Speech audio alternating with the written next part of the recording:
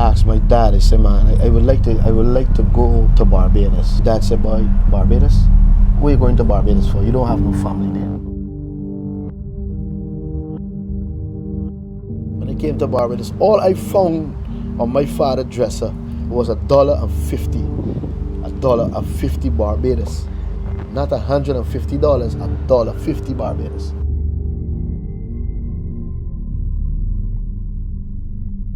And how much was that equivalent to in Guyanese money? That equivalent to say 150 Guyana dollars. Yeah.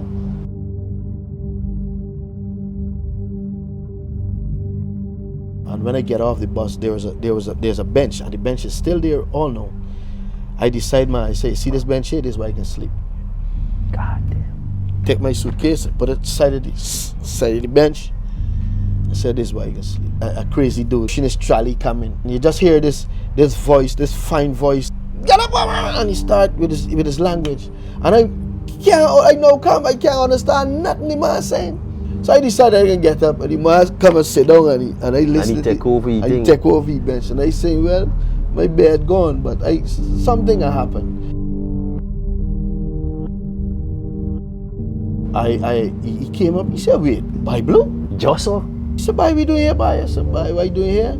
I come for look for the work. Still got the 50 cents. I ain't got no place to stay. I ain't studying. All I just studying is I so hungry, not hungry for food. Hungry because I want to make it in life. I want to go back to my country and show the people that you could come out, you could come to a place and stay focused.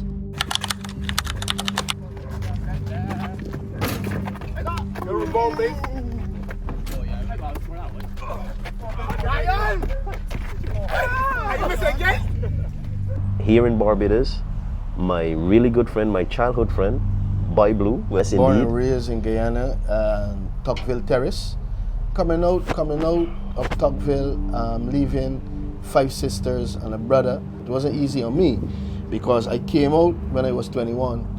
That is now turning adult, taking a risk to stepping out, to come into a strange land, coming from then to now surviving. Right. Because as a youngster, that 21 is the age now whereby you're a follower.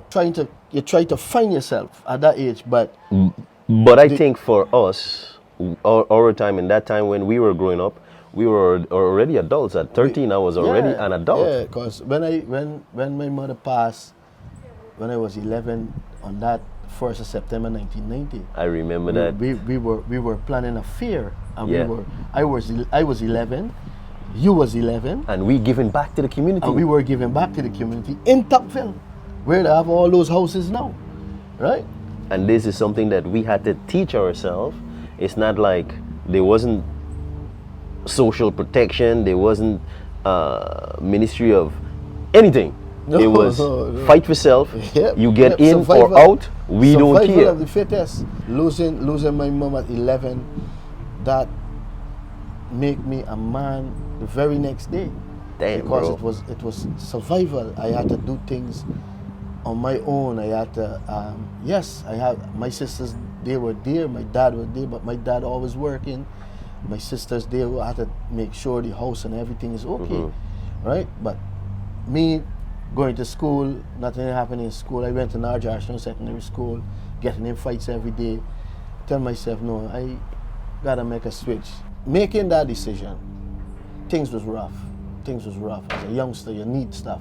And I always focus on the youth, because as a youngster, as a young boy, you want stuff, you want a car, you want a bike, you want money. And there's things out there would lead you astray.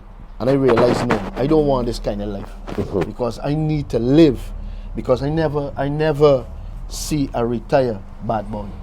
I never see a bad boy that retired. So I decided to take my talent.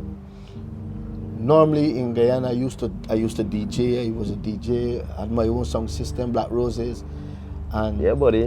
When I come out to Barbados, I tell myself I gotta change the whole concept of living different. I asked my dad. I said, man, I would like to go to Barbados. My dad said, boy, Barbados? what are you going to Barbados for? You don't have no family there. So it just, it weakened me because I know that is what I was pushing for. Right, and that was So- supposed to be your hero. That is the person I look up to, and I ask advice. And when he said, "Man, you don't have no family in Barbados," so I had to make a decision and make a choice that So now you know you don't have no support. I'm gonna leave, whether or not I'm gonna leave. The night before I leave, the week before I come to Barbados, I promote a barbecue. Always, I had a lot of friends, still have. Promote my barbecue sold out. I got my ticket to come to Barbados, and I get to Barbados, it was a shocker because as I say, my father don't tell me there is nobody that I know, no family for me in Barbados. I take a leap of faith. I start my journey with that step. So I decide I can come. When I get to Barbados, I get to the airport. Yes, it was a little challenge because at that time you used to have to pay a show $100 to get into the country, showing that you could support yourself. And at that time, when I came to Barbados, all I found on my father's dresser was $1.50, $1.50 Barbados. When I get to the airport, and yes, you're going through immigration, you're going through customs and everything, you know. When they asked for that show money, I didn't have that show money. I had a gentleman in front of me. There was a gentleman dealing with the immigration, me and a young lady at the back. Do you have the show money? That's what he asked the gentleman. And I heard that, and I was like, shucks, I don't have no show money.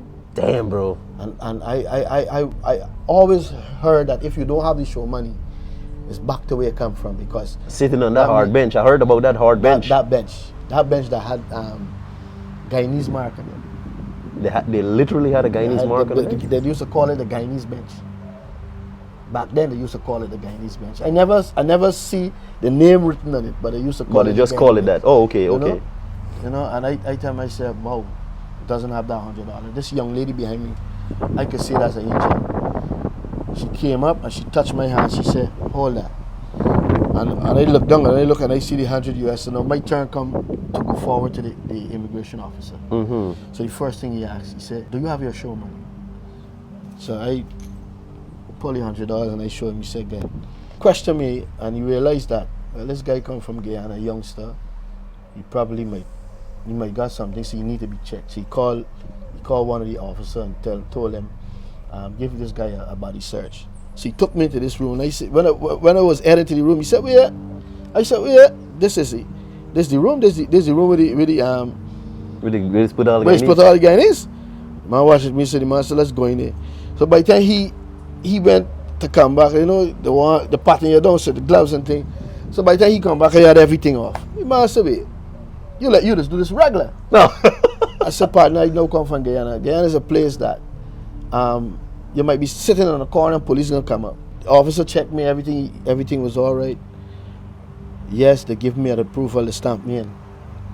Don't mind you, I didn't come here to meet nobody because I didn't have no address. Yeah. I didn't have no place to stay or nothing. So Sad, man. come with $1.50. I realized that, all right, this is a process, hunger stepping in. So I want something to eat, but I only had $1.50. The angel don't collect $100. Oh, so yeah, because she 'Cause I had- just give it to you for show. Right. Exactly what it is. Right. You gotta pass it back. Pass it back. So I went. I get a Coke. I think the Coke was back then was $1. Tell the driver, I said, "Sir, I have no money to pay, but I just want to get it down."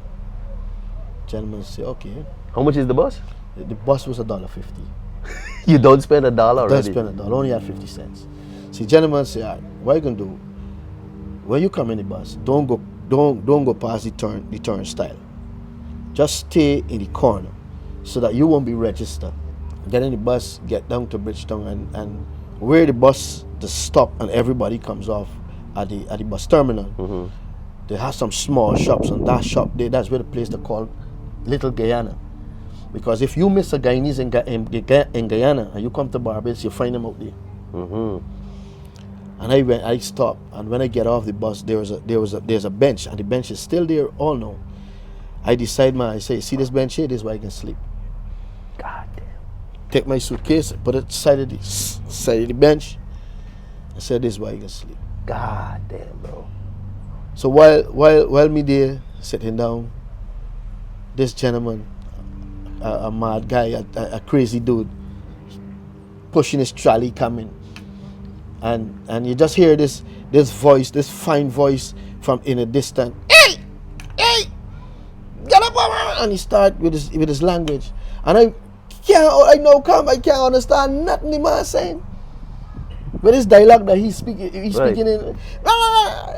I tell myself, I said, like, this is my bench, because every vagrant in Barbados, they got a spot, and I probably was in his spot. So I decided I can get up, and he must come and sit down, and I listen. And he take over his thing. Take over his bench, and I say, well, my bed gone, but something had happened. But I remember before I came out, I heard the voice in my head telling me, I'm gonna take you to a place. I'm gonna place you on a rock, and I'm gonna establish you. And I came here. When I get here, I thought getting here to Barbados is Iraq. That wasn't Iraq. Lo and behold, a friend of mine, right? When I was living in Guyana, we used to share the same house, to a sister and a cousin. And he came up, he said, wait, Bible? Josso? Yeah, he just came up, he said, Bible? He said, "Why we doing here, boy?" I said, "Why you doing here?" Same thing you doing here. What you doing here? Here we man, I here looking for what? I walk in. I said, well, look, I come for look for their work too.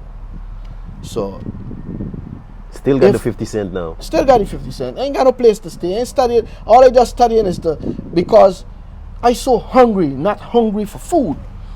Hungry because I want to make it in life. I want to go back to my country and show the people that you could come out, you could come to a place and stay focused. Right? So I still got the 50 cents, and the first thing I ask the gentleman, I looking for a little work. Me never ask him man for give me a $20 or a $10 to buy food. All I tell him, man, I looking for a little work. You know anybody got any vacancy? The man say, hold on, I'm at here for help you out. The man left, took me to a gentleman through a place called Nelson Street. So when he said, I said, where you going this street there? He said, no, the man that through here, so I going through here to the man, ask the man a question.